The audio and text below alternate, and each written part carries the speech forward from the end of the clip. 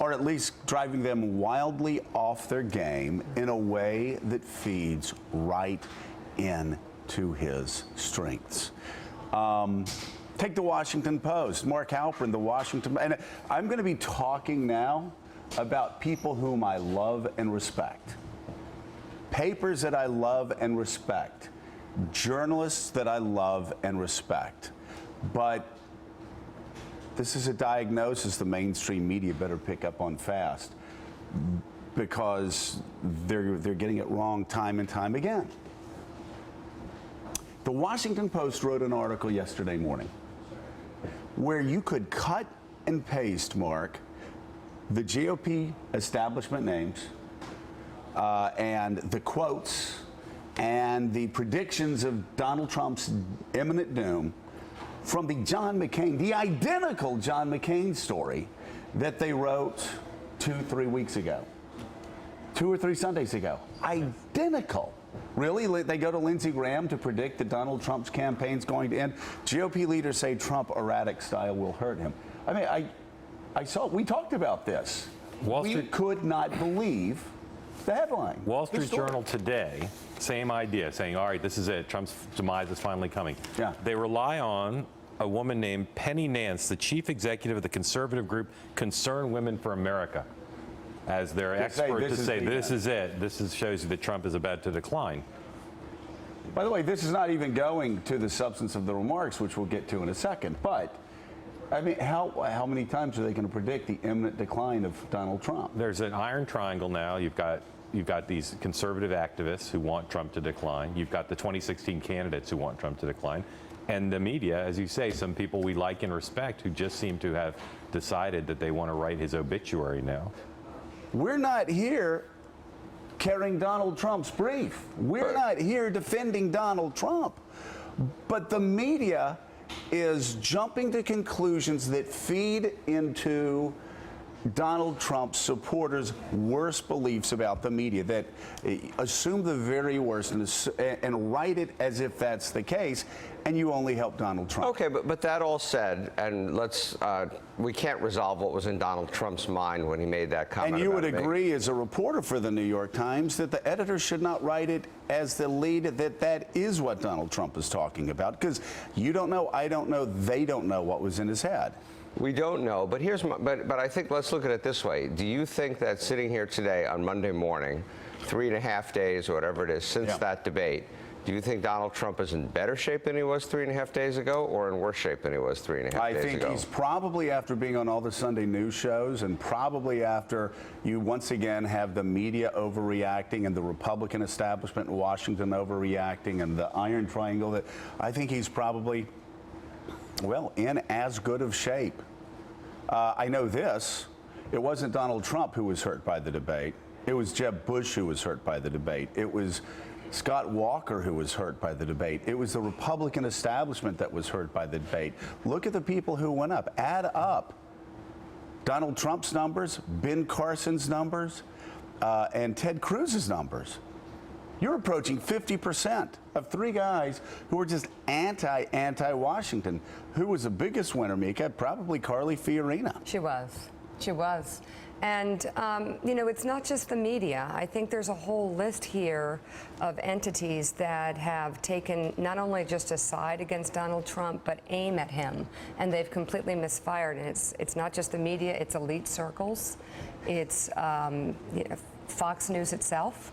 It's the Republican Party, and they've all completely overreached. Well, and what they need to be looking at is not Donald Trump, but the mood of the country. Well, and by the way, let's just state, I think Donald Trump did a terrible job on the debate Thursday night. Right. I think most of us did. I thought he bumbled through questions. He should have been better prepared. I thought it was a bad night for him.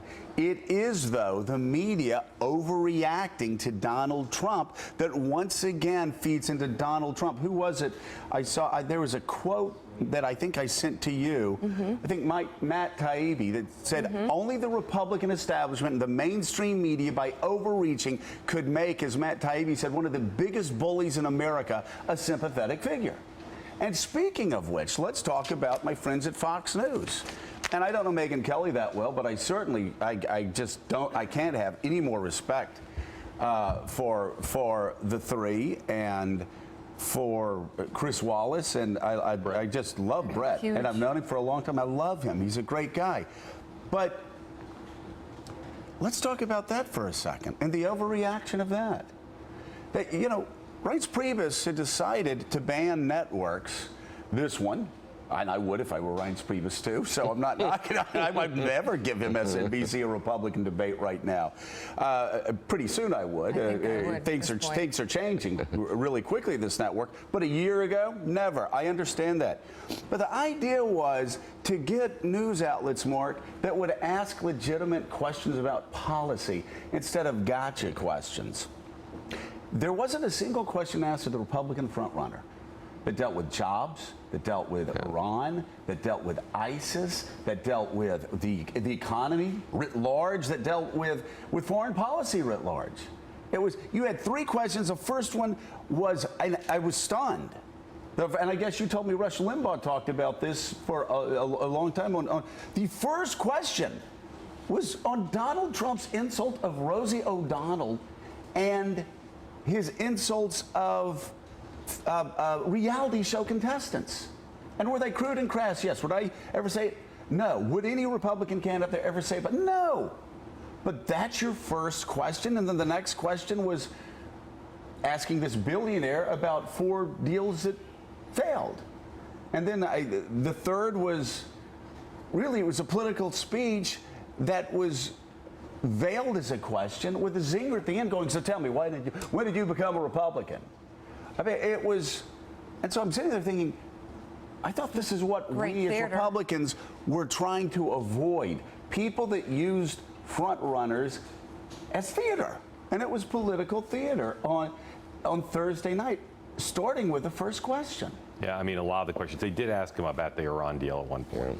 That's the only foreign policy thing they asked him about. You know, a lot of people have criticized her, not just Rush Limbaugh, but for talking about the war on women and for trying to take down the frontrunner, as you said, in something of a theatrical way. He didn't handle it well, though. He could have handled it horribly. He could have handled it much better. There is somebody coming to his defense, though. Who's that? The North Korean government on their Twitter account. Do we have that, Alex? The North Koreans are, here we go. U.S. media in total disarray as venomous Fox News declares war on noted scholar Donald Trump. So there you go. So, got the North Koreans.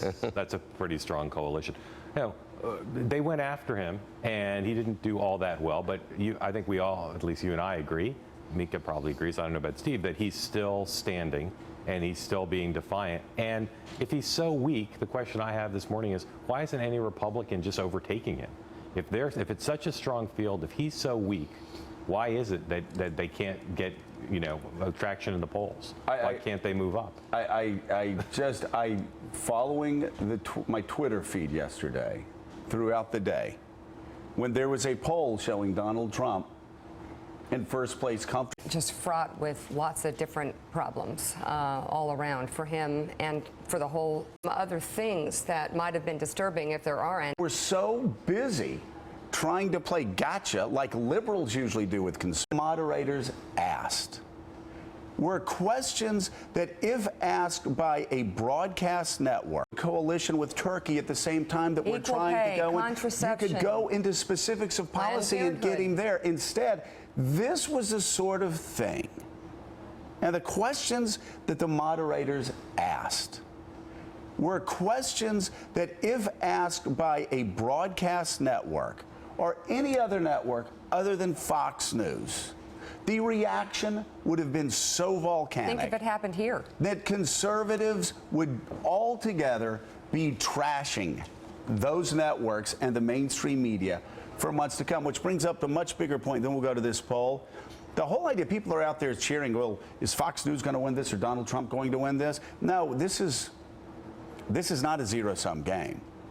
Fox News wins when it's Fox News and the conservative movement against the world, against liberal bias, against media bias. You now have 25% of the Republican Party. You now have the GOP frontrunner at war with Fox News. Now, I think that's not smart for the Republican frontrunner.